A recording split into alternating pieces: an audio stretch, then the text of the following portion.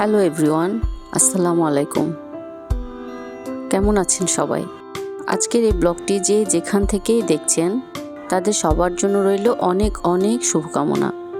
আজকে আমি আমার ছোট্ট লিভিং রুমটাকে কিভাবে সাজিয়েছি তা নিয়েই আজকের এই ব্লগ। আমার লিভিং রুমটি খুবই ছোট। এক সেট সোফা সেট করেছি, যেটা রিগাল থেকে নেওয়া। একটা কর্নারে একটা ল্যাম্প, তার সাথে একটা ফ্লাওয়ার ভাস দিয়ে সাজিয়ে নিয়েছি এই কর্নারটি।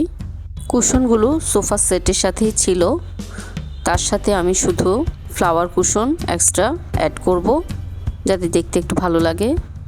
গ্রিন কালারটি রেখেছি। আর এই কর্নারে আমি একটা আর্টিফিশিয়াল ট্রি সেট করব। এই যে হোগলা পাতার একটি টবে একটা আর্টিফিশিয়াল ট্রি দিয়ে এই কর্নারটি সাজিয়ে নিয়েছি।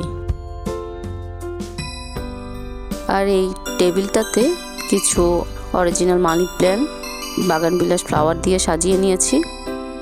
নিজের মনের মতো করে আমরা আমাদের ঘরকে সাজাতে প্রায় কম বেশি সবাই খুব পছন্দ করি। সাজানো একটি ঘর বা রুম ডেকোর আমাদের চিন্তাভাবনা, ভালো লাগা, রুচির পরিচয় বহন করে। পছন্দ অপছন্দের পাশাপাশি আমাদের রুমটা ছোট কি বড়, ওয়াল কালার সব কিছুর সাথে অ্যাডজাস্ট করেই আমাদেরকে রুম ডেকোর আইটেমগুলো কালেকশন করতে হয় এবং সাজিয়ে নিতে হয়।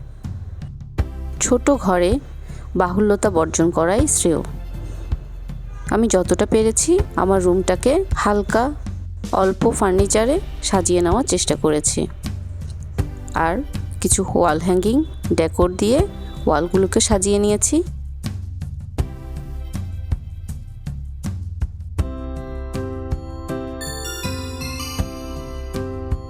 হ্যান্ড পেইন্ট রাখার চেষ্টা করেছি। বাস এই তো আমার মনের মতো একটি সাজানো ঘর। যদি ভালো লাগে লাইক কমেন্ট করে পাশে থাকবেন। এতক্ষণ দেখার জন্য অনেক অনেক ধন্যবাদ। সবাই ভালো থাকুন, পরিবার নিয়ে সুস্থ থাকুন, এই শুভকামনা রইল।